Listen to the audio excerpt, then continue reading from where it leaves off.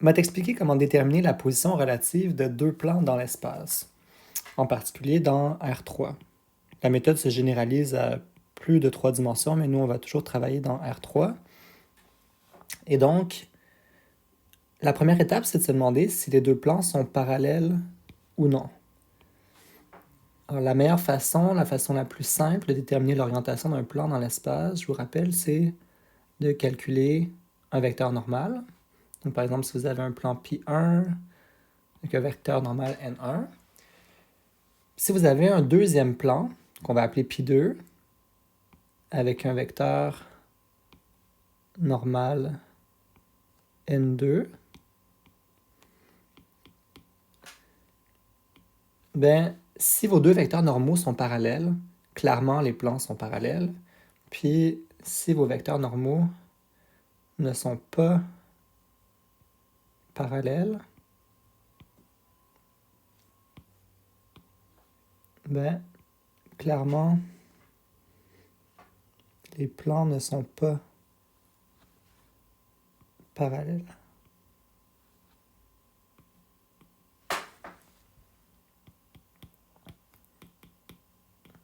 OK?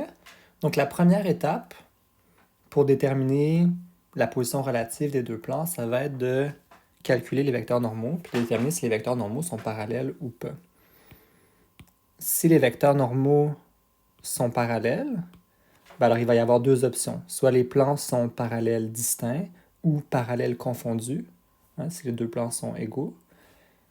Puis si les deux vecteurs normaux ne sont pas parallèles, ben à ce moment-là, ça veut dire qu'il y a une intersection entre les plans, puis cette intersection-là, c'est une droite. Et puis on va calculer la droite d'intersection. Donc, je vais vous donner un algorithme pour déterminer la position relative. Puis la première étape, ça va toujours être de trouver des vecteurs normaux N1 et N2 au plan Pi1 et Pi2 respectivement.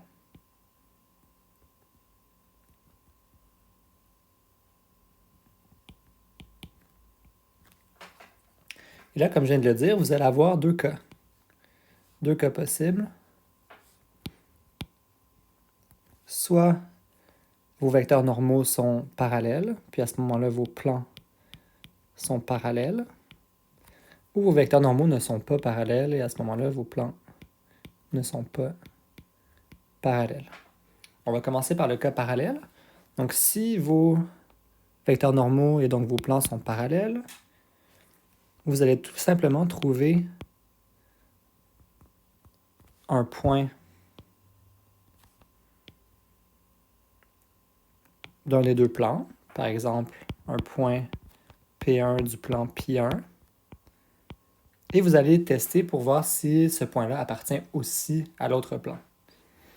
Donc, on va dire et déterminer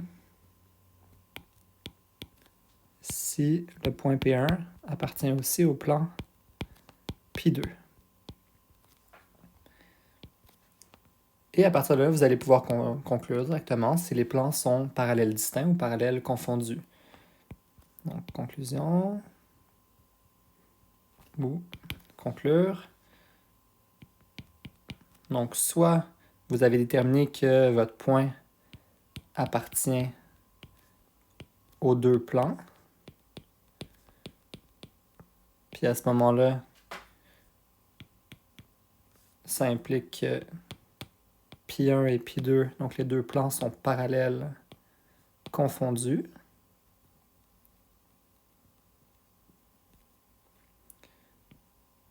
Ou sinon, vous aurez déterminé que le point P1 appartient au plan 1, mais n'appartient pas au plan 2. Et donc, vous conclurez que les plans sont parallèles distincts.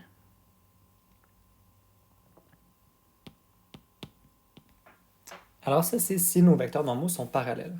Maintenant, si les vecteurs normaux ne sont pas parallèles, ce que vous allez faire, c'est que dès que les vecteurs normaux ne sont pas parallèles, vous savez, il va y avoir une intersection entre les plans. Cette intersection-là, ça va être une droite. Donc vous avez... Je ne sais pas si je suis capable de le dessiner.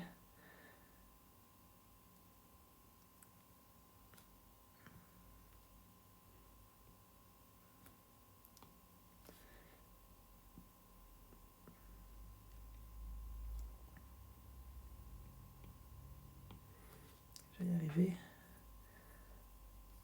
Donc si vos plans ne sont pas parallèles, il y a une droite d'intersection comme ça entre les plans.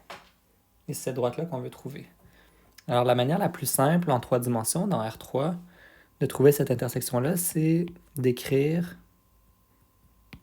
vos deux plans, Pi1 et Pi2, sous forme cartésienne.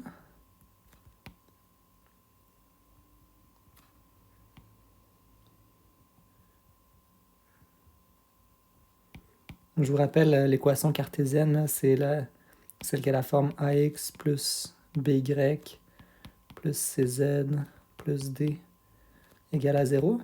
Donc on a vu que les plans dans R3 peuvent s'écrire comme ça. Donc vous écrivez vos deux plans sous cette forme-là, ça va vous donner un système d'équations, puis vous résolvez le système d'équations. Et résoudre le système d'équations.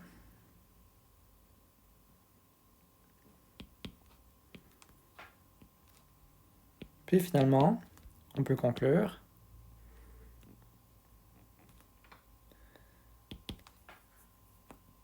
Donc la solution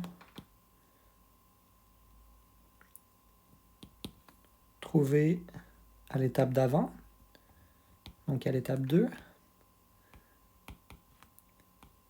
est la droite d'intersection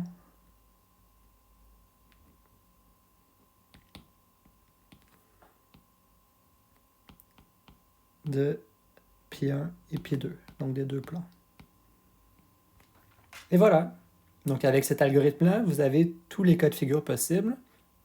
Bon là, je ne vous fais pas d'exemple parce que ce serait long.